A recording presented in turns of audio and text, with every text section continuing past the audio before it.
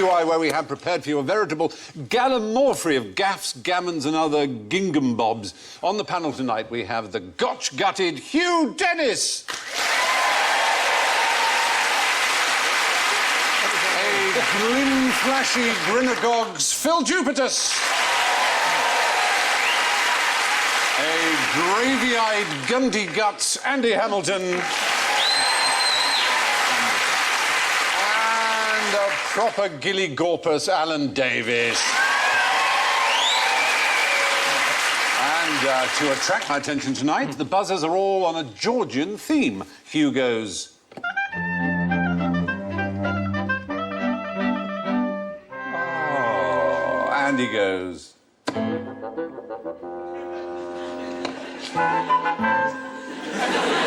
Phill goes...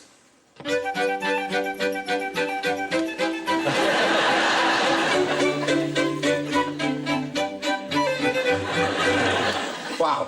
And Alan goes... When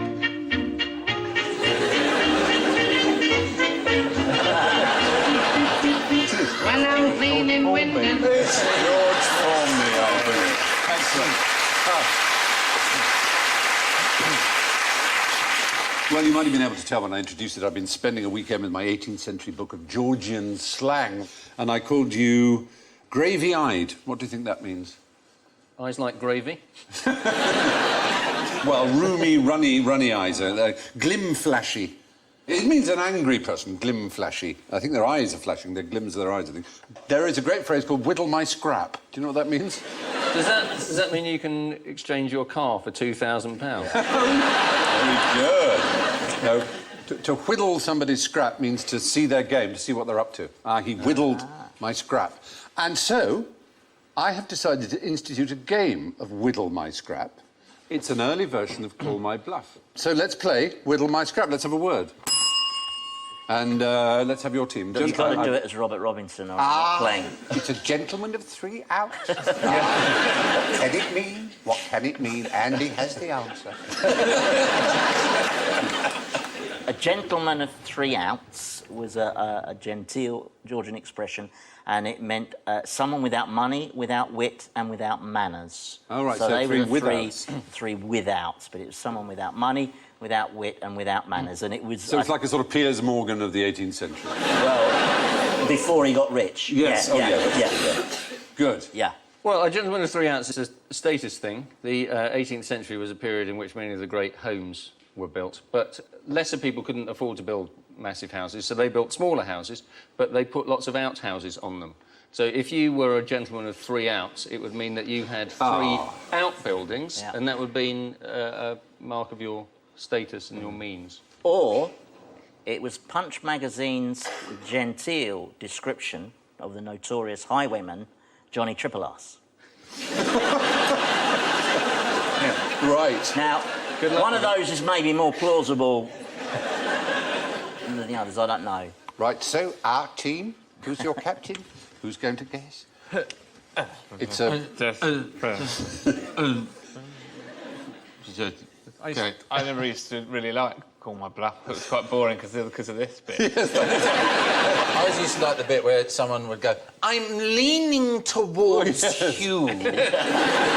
And then they look at you and try and see if you crack. Robert would say, we just can't tell. He'd say, have a plump, have a plump. Plump for something. The first one. The first one, the gentleman without manners. Reveal yourself, is it true? In that very It's a bit of a teasy cheat way. to go with the first one, because you couldn't actually remember what it was. No. Yeah. What he said. I wasn't really listening. Can't stand Call My Bluff. This is Why are we playing Call My This Bluff? is It's a Whittle. shit game. We've invented a really good game and we're playing a shit.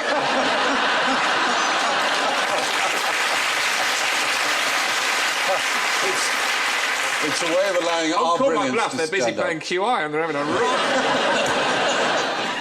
right. Shall I do it the way sort of Yeah, Diana go Rigg on. would do it? Ooh. You're right! Yes. Oh, brilliant. Can only be points. Now, let's have the next word.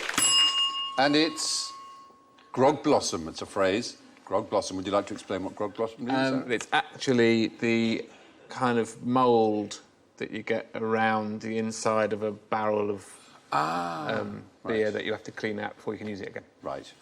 Phill. I'd like to, if I may, do it in the style of the usual customary out-of-work actor they used to have on Call My Bluff, who would then really lean into his definition in an effort to beg for work. Imagine, if you will. So cute. A lone figure walking across Hampstead Heath. The sun glinting in his very eyes, for he is making his way back from an evening at the inn, where he has partaken of mead and other lascivious beverages.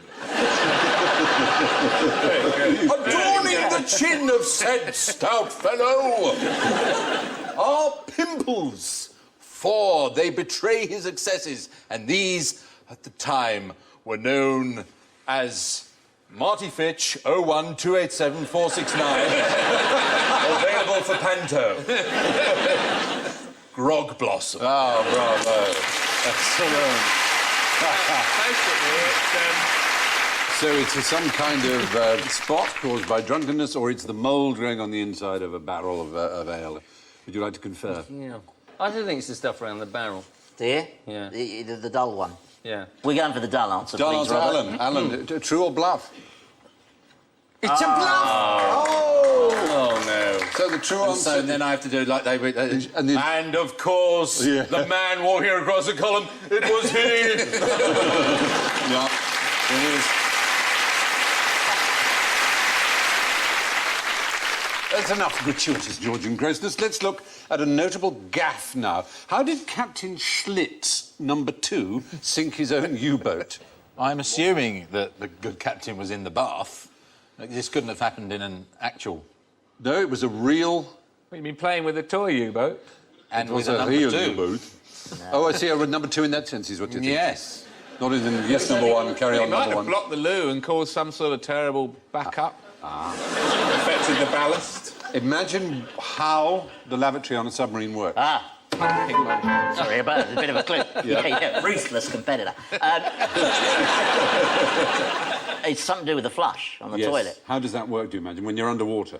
It's sucked in out, but it let water in, presumably, did it? Well, the point is that obviously the lavatorial arrangements of a boat that's submersible are very complex, because you can't just flush the water out in the way you can from an aeroplane or a train.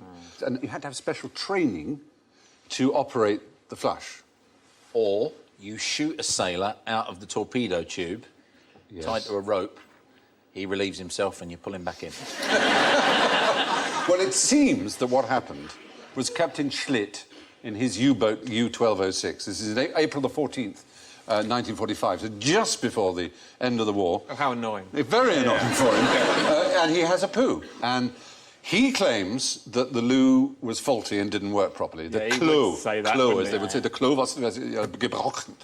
It was not working. But there is a theory that, in fact, he'd just done a rather monster and unpleasant poo and was too embarrassed to ask the sailor who was responsible for the doing of the flushing to come in, because there was a bit of a... Yeah. And so he did it himself and got it in the wrong order, and he filled the place with sewage and water. But more importantly... And just left it. Yeah, how did... As you would if you were in a hotel. Yeah. Yeah, you come on, say that wasn't... Yeah, that was like that when I went in. Yeah. It was... Don't go in that one, my God. So as he climbed out of the tower of the submarine and the No, they're Royal... underwater, that's the point. This all happened... Did they sink? Underwater, Did they that's... perish? Well, what happened, you see, is there was a leak of this water. The water came in, and it leaked into... What powered those U-boats? Diesel? No. They had a Electricity, battery. yeah. A battery, a huge acid battery. And when the seawater hits the battery, it creates chlorine gas, toxic chlorine gas. And so they had to rise up to the surface to vent, and they were spotted and blown out of the water. So just because he It's basically... very unfair to shoot a man with his trousers round down. It is a bit. But it is the only known This case. doesn't count. Captain Kamarov Schlitz sank his own U-boat using nothing more deadly than its own lavatory. Now, getting up. What gets you up in the morning? Bizarre picture to choose, but... I'm a writer. I mean, getting up in the morning isn't really part of my job.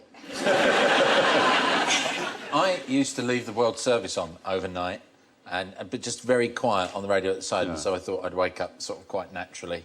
But I was listening to Radio 4 on the way to work the next day, and I heard the news on the radio, and I thought, I dreamed this. For 2 days, I thought I was psychic.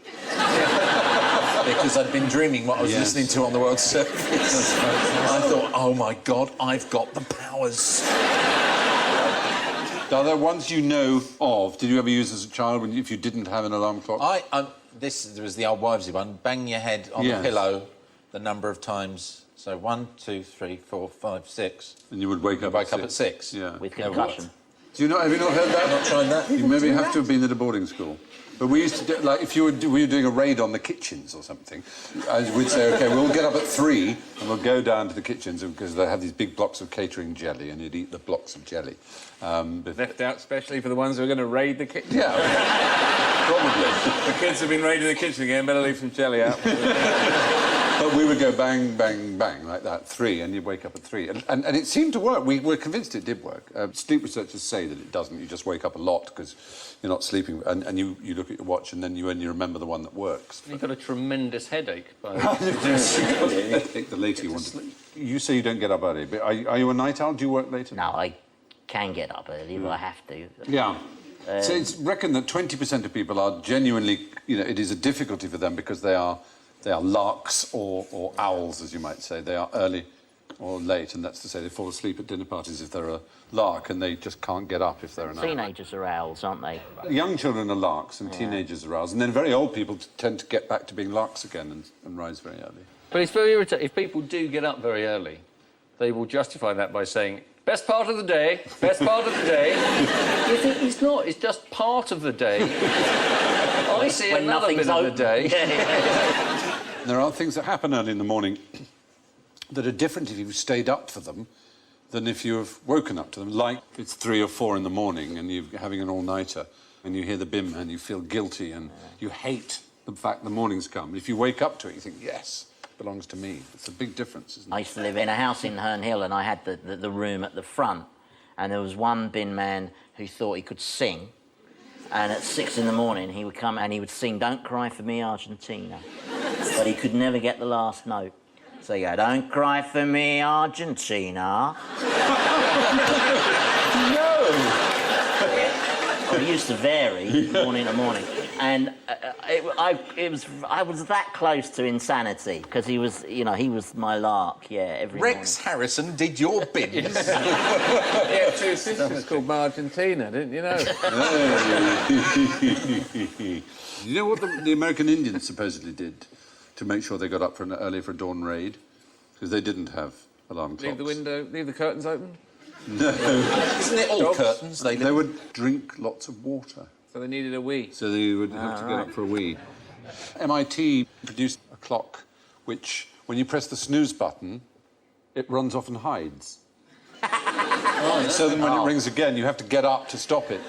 And it's programmed each day to hide in a different place, to find a different... It's never in the same... That's quite They clever. are working on really important projects. And there's another one which is an alarm clock in the shape of a dumbbell, and you can't shut it up unless you do 30 reps on the thing. So it's a way of getting fit and waking up at the same time. What a deeply demoralising... That clock thing is a deeply demoralising start to the day. You've been outwitted by a clock. That's the first thing that's happened in your day.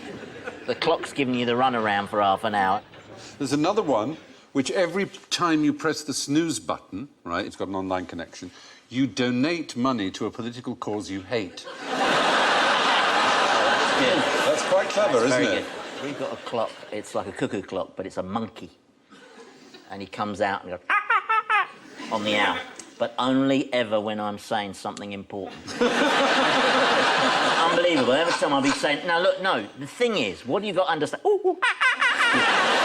And one day it's going to end up like the cuckoo clock in Steptoe and Son. It's like waiters in restaurants who do that only just as you reach the punchline of a joke, and so she said, who's having the lamb? Well, there you go. You see, there are, of course, many cunning ways of waking yourself up without an alarm clock. American Indians swore by a nice full bladder. Now, here are samples of handwriting from our panellists. I want you to match the handwriting to the panelista. and see what you can say about it. Give your reasons if you can. Obviously, don't say your own, because you'll know your own. Hello, my name is Phill Jupitus. I wonder who that could be. I think there's a clue in It's that rather one. good handwriting, whoever that is. It's quite sort of calligraphically learnt, isn't it? Dear points of view I wish to complain about, Hugh. What, can I ask why I'm wearing a beret? Yeah. My photo, that's the eyebrow I can't control. People always think that I'm being quizzical when they say something, and I can't. It's just It's up there. Is it on its way up or on its way down? I've no idea. So, any thoughts? And what about... I must not answer back to Mr. D is Phill. D is Phill, you think? Yeah, I think there's a strong it? chance it's Phill. I know that D is Andy because he writes on my scripts rude things when we're filming. Does he really have that fine handwriting? I think he has that That is very handwriting. fine. Yes, that It is you. me. Congratulations on fine handwriting. A graphologist would say of yours that it's mostly joined up, logical, systematic thinker. Some words are more spaced than others, therefore open, honest, but deep in thought. Sociable because of the slightly forward slant to the right. Oh, right. So, OK, that's good. We've got we can eliminate D as being Andy Hamilton. I think C is Alan. Because it's the untidiest? No, I just think it's Alan. Don't know why. Is it you, Alan? Yeah. It is. Oh, that's really good. How did you know? Because you watched me doing it earlier. No, I just thought that looks like Alan wrote it. Which is the only way you can play this game. Close lettering is unstable, apparently.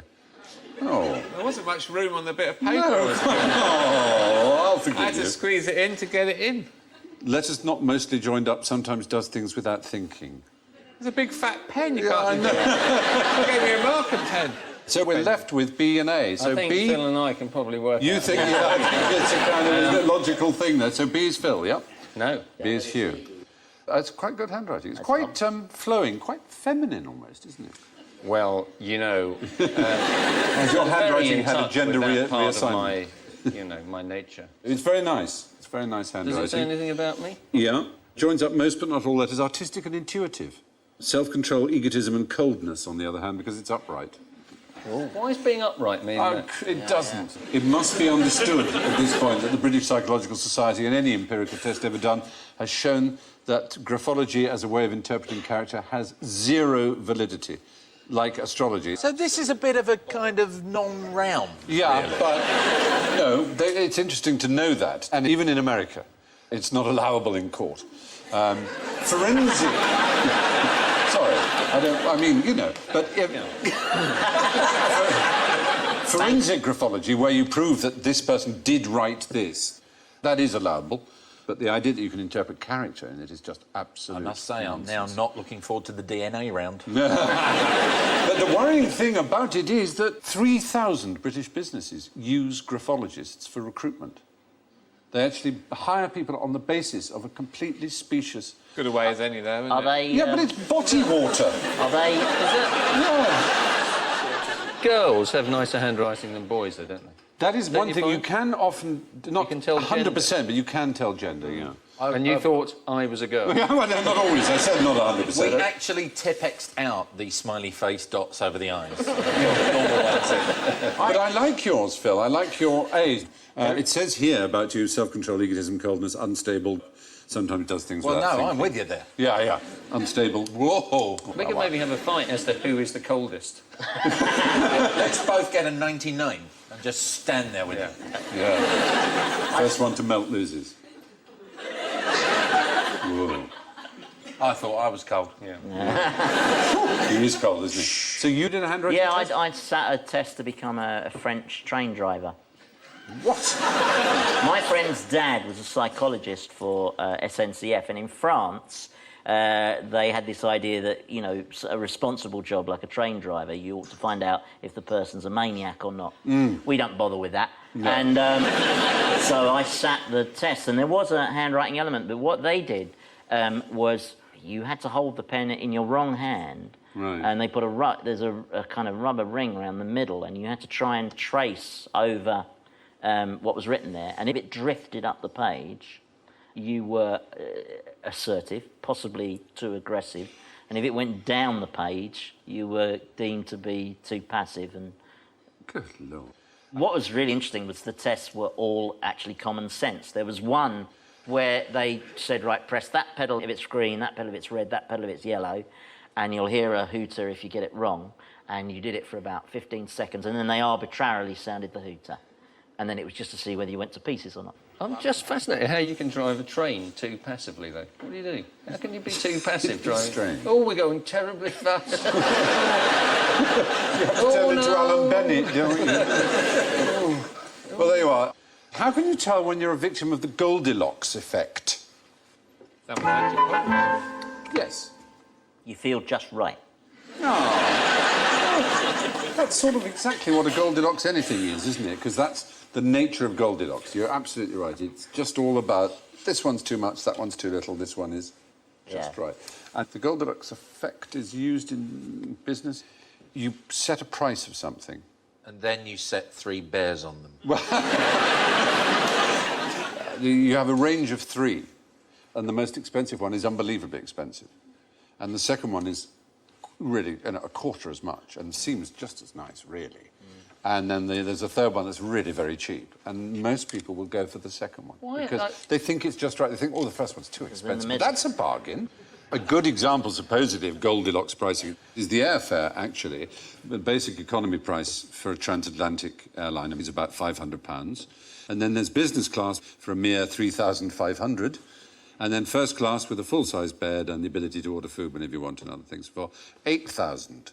And according to Goldilocks pricing, business class with all its perks looks like a bargain when compared to the £8,000, even though it's still 7 times as expensive as economy. I was talking to Steve Cram once, and he's a very nice chap, very fast runner. And he said that they make trainers, they have to make some that are extremely expensive because people will buy them. If they don't, the other manufacturer will charge 200 quid for basically, once you get to about, this was 10 years ago, and he was saying about 60 quid, so maybe it's a bit more now.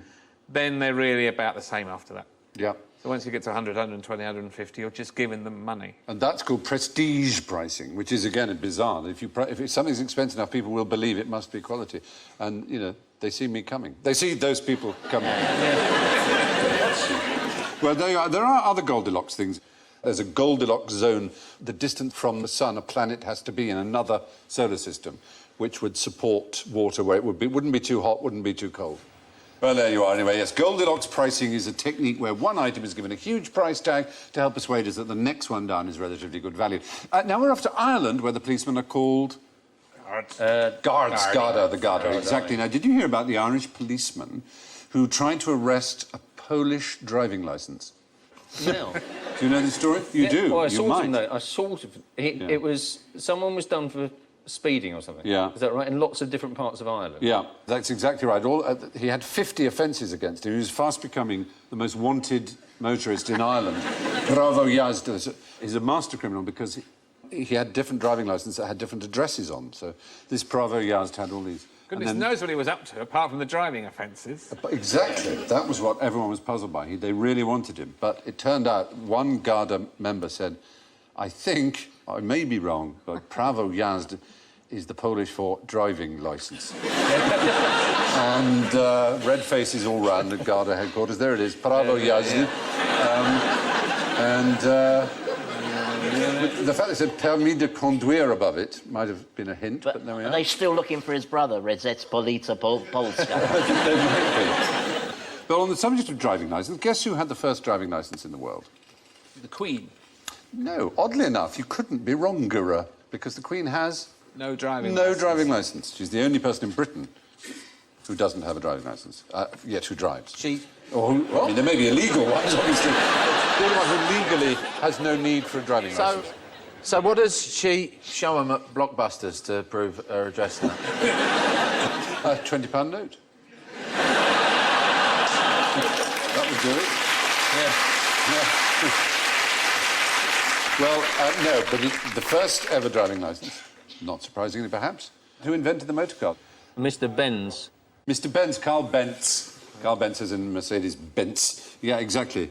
He just made one for himself. Well, no, the citizens of Man... I need a licence. So I done this machine. I need a licence to drive. Now I can drive. License number 1. 0001.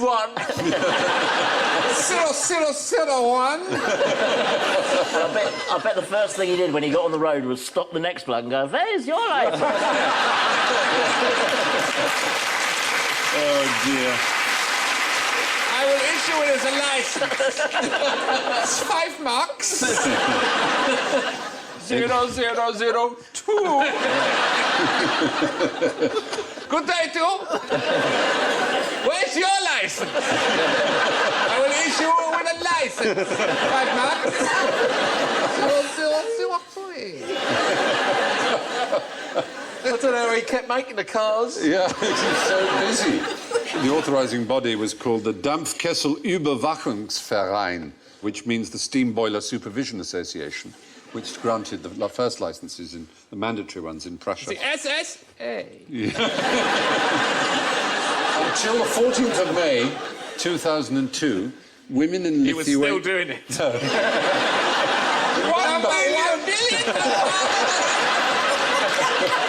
5 euros. Where's your license? No, in Lithuania in that year, women had to undergo a certain test in order to get a licence. What do you think that test was? In where? Lithuania? It's Lithuania, yes. Smear test? Well, yes, a gynecological examination. joking. No, I don't know. There was one man who ran the entire office. He may... It's rather bizarre. The Chinese have multiple choice driving test questions, 100 of them. One of them includes is, if you come across a road accident victim whose intestines are lying on the road, should you pick them up and push them back in? Is the answer yes or no? I should think you don't push them back in. You don't, you're right. You would not get your licence. I'm not a doctor. You Isn't there don't. that weird thing in the Cultural Revolution in China whereby traffic lights, you know, here are green for go and red for stop. Yeah. But they thought during the Cultural Revolution that was incorrect and that red should mean go because, you know, sort of lucky culturally, number. communism and all the rest of it. right. But they failed to change all the traffic lights. So some traffic lights green was go and some red was go, and they just had thousands of accidents. And then they had to sort of change it back. Wow. Hence the probability of there being intestines lying on the road. Yeah.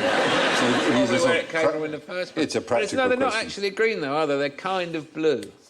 Yes, they can be, can't they? Because red and green is a very, very common colour blindness. So when they first did red and green, it was a disaster for some people. Just carried straight on. Yeah, and because they couldn't tell which light, whether it was the top or the bottom. No, they could. So the green. If I see a black and white film, I can tell which light's on, can't you?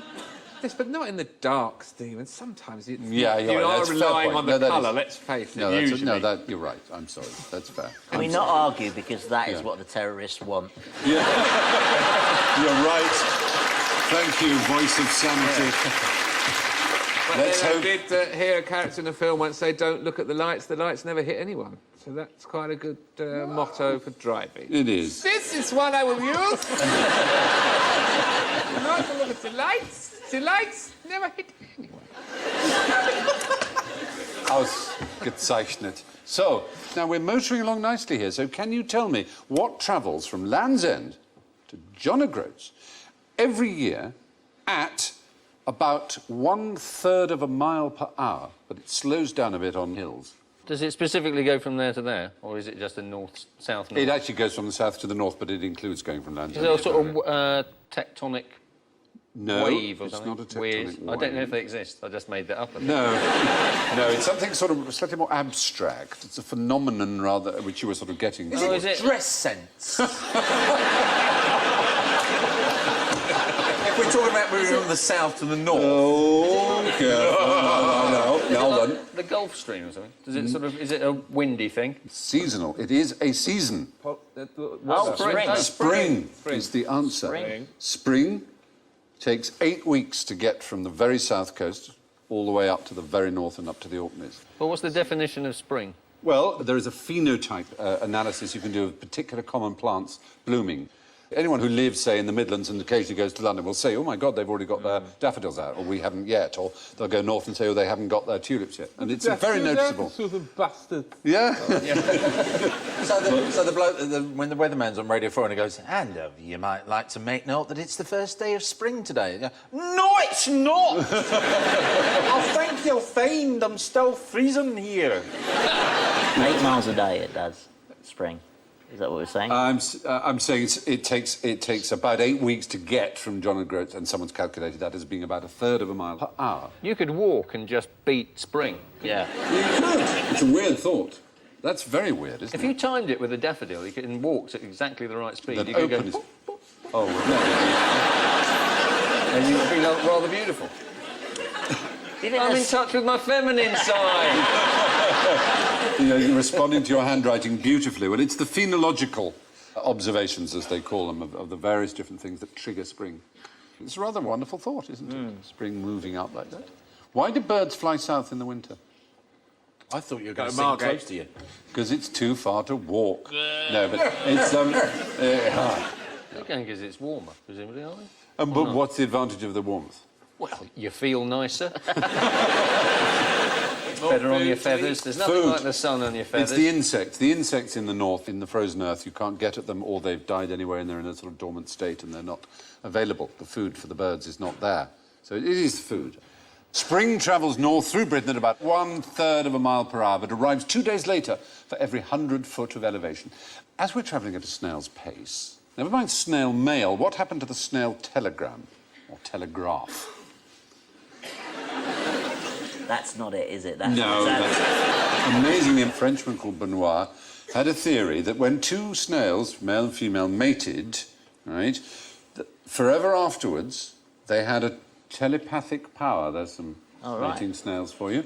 And that no matter how far away they were, they could communicate thoughts to each other.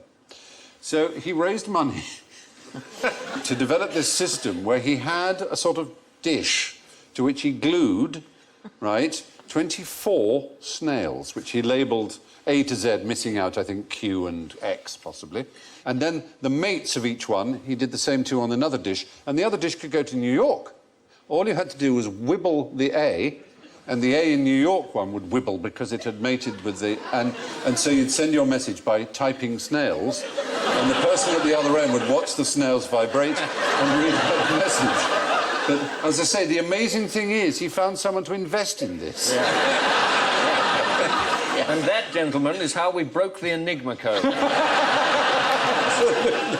Isn't it fantastic? It was called the Passylalinic sympathetic compass, using escargotic vibration. These snails are just disgusting. They are. Lying all over each other. Will they stop it? Get a room. Technically, they had got a room. They carry their own room around with them. Sitting on Yes, the that's sort of their thing. Is it wrong to be aroused now? Because I... Oh. Anyway, sadly, the Passylalinic sympathetic compass or snail telegraph simply didn't work. Whilst on the subject of gadgetry, however, what's the point of those machines? That's an eternally filling glass in the middle, never emptying. Yes. Oh, perpetual motion. Oh, points to the man, absolutely. Yeah. They're all perpetual motion machines, or at least attempts to design perpetual motion machine. Well, what is a perpetual motion machine? One that never stops. But, one yeah. that is in motion in perpetuity, Stephen. Yes. The answer is the question. No, Big but boy. there's more, slightly more to it than that. With a view to... There must be no input of energy. Oh, it's No energy Yeah, in, there but you must- should be able to get energy out. You get with the energy motion, out yeah. because it's moving. And, of course, it transgresses what? What law? Law of thermodynamics. The first and second laws of thermodynamics. And there's a Simpson episode where Lisa builds a perpetual motion machine.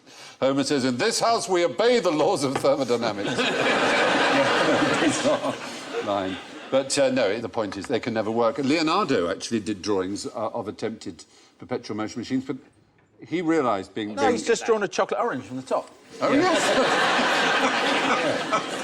How boring have you got to be if you draw a diagram of how you take a chocolate orange apart?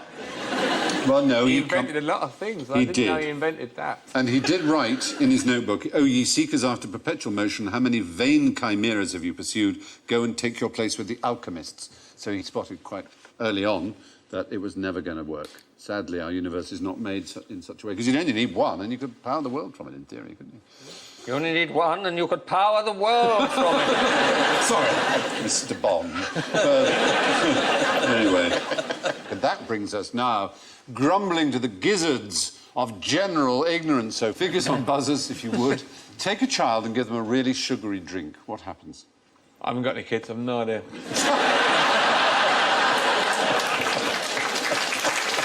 But, speaking as an uncle, I'm often discouraged from giving them too much chocolate because they go, in quotes, mental. Right. So is that it?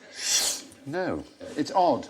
Almost every mother watching this will disbelieve me when I say that medical evidence shows that sugary drinks do not cause hyperactivity. They do not... I know, it's shocking. You're all going, you should see mine, it does. I swear to you it does! Well, it doesn't. So maybe just any sort of fuel. So if you gave a quick drink of water or an apple or something... You do test to so-called children that do this, in which you give them drinks that actually have no sugar in at all. The parents think they have the sugar. The parents think they've got sugar. It's the parents who perceive it. And it's very interesting. The parents who perceive it are the ones who most hover over their children and are most critical of their children's behaviour anyway. They're the ones who apparently notice it. Was this research funded by Coca-Cola? We trialled this question on the QI website, and none of the mothers believed us. They all said, I don't care what the scientists say, my child goes nuts. I don't believe it either, but then I'm very in touch with my feminine side.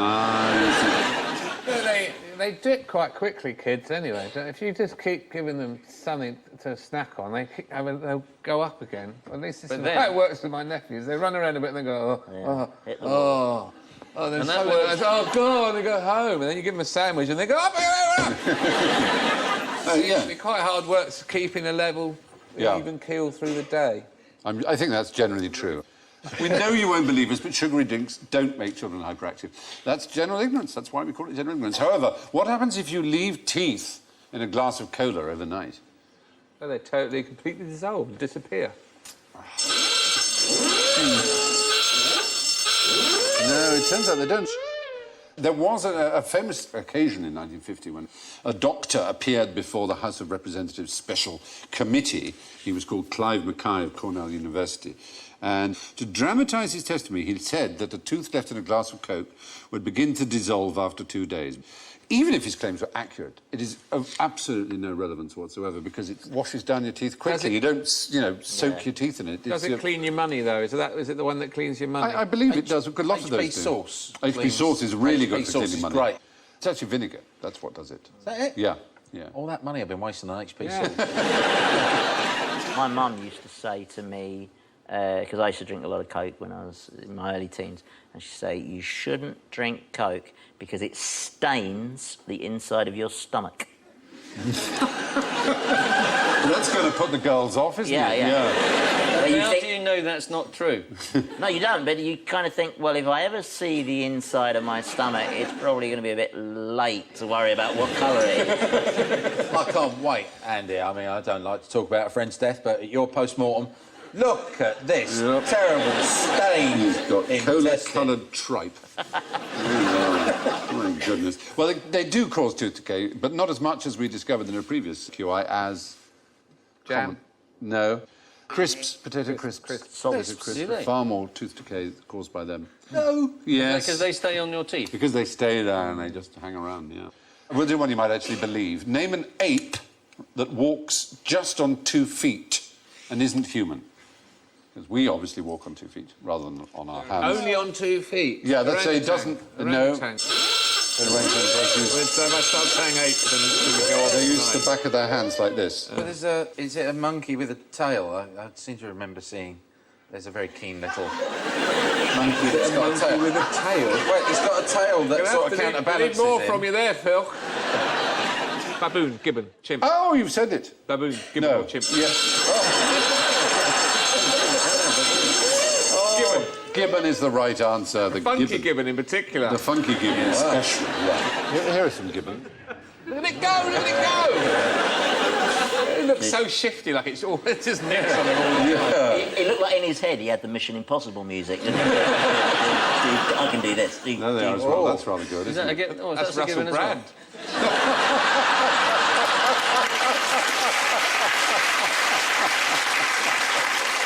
Do they do that just to taunt the other apes? Yeah, I think they probably do. Can you do this? It's considered by evolutionists to be a more primitive way of walking, the way we do and gibbons do. It seems to have been earlier than the fall. I know, that's weird. Anyway, let's finish with an easy one for you. I want you to sort these following creatures and phenomena into age order. Which is the oldest? Oldest to youngest. I'd put A first. A first, the Himalayas. Yeah. No, they're quite young. That's why they're tall. They are. Tall mountains are young because they haven't been They are worn the down youngest. by all They are the They are the youngest youngest thing range, yeah. on the board there. They are the youngest of them all. They're Are only 20 million I years think old. So is it DCBA. DCBA is not bad. Not bad. DCAB. It's actually CDBA. Oh, right. The oldest is the spider, then the cockroach, then the Triceratops, and then the Himalayas or Himalayas. In fact, it's quite interesting, which is, after all, our business. Yeah, ants are contemporaneous with dinosaurs, but cockroaches predate them by at least 55 million years. And spiders were even older, 300 million years ago. If this spider's first, what did it catch? Damn, that's good. Flies, but not cockroaches. Yeah. The fly was first. The fly. Which came first, the spider or the fly? Is a really good question. A lot Sometimes of webs and a lot out of spiders innocent then. Come on. ignorance, little childish wisdom spills out. No, the dinosaurs lived, I'm only teasing, you know, the late Triassic, 230 million years ago, to the Cretaceous, 65 million years ago. And Mount Everest was only 25 million years. So it's 25 million years younger than the youngest dinosaur. Whippersnapper. That looks Yeah. like the pictures from the worst spelling book ever. There's a dock croach in the corner. And I saw a binosaur. Out, I'll get out. That's very good. Well done, everybody. The Himalayas, or Himalayas, or Himalayas, or the Himalayas, as human beings say.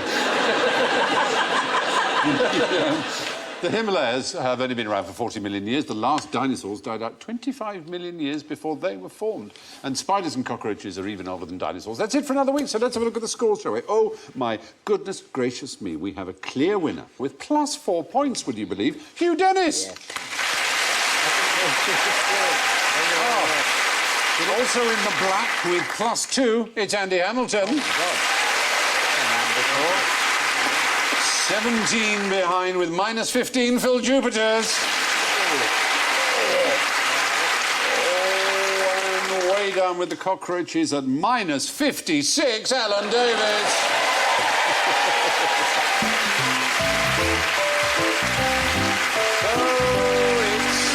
It's farewell from Hugh, Andy, Phill, Alan and myself. I'll leave you the story of a couple who went to the Natural History Museum and they saw the big dinosaur skeleton there and they asked the attendant how old it was and he said it's 65 million, 14 years and 3 months old.